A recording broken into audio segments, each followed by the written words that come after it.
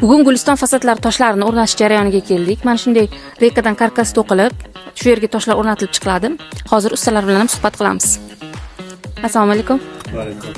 Qanaqa fikringiz? Haqiqatan tashqi fasadlar uchun yaxshi yechim deb hisoblayapsizmi? Hozir o'rnatyapsiz-ku. Nihoyat yaxshi deyapman. Guliston shahrida nam chiqadi, sho'r chiqadi. Bizda eng yaxshi mana shu. Devorlar masalan qochadi, sho'rlar tashqariga chiqmaydi. Bu kir bo'lsa yuviladi. Kerak bo'lsa laklanadi, laklansa yana sifatliroq bo'ladi. O'zini nimasiga ham sifatiga gap yo'q. Bir-biriga kiyilishi, nimasi sifati yaxshi, joylashishi yaxshi.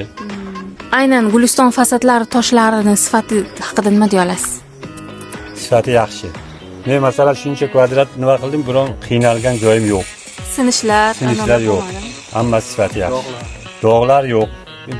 Nimasi hammasi sifati yaxshi deb o'ylayman. Agar sizga ham xuddi shunday fasadlar kerak bo'ladigan bo'lsa, izohlarda plyus qoldiring, biz sizga aloqaga chiqamiz.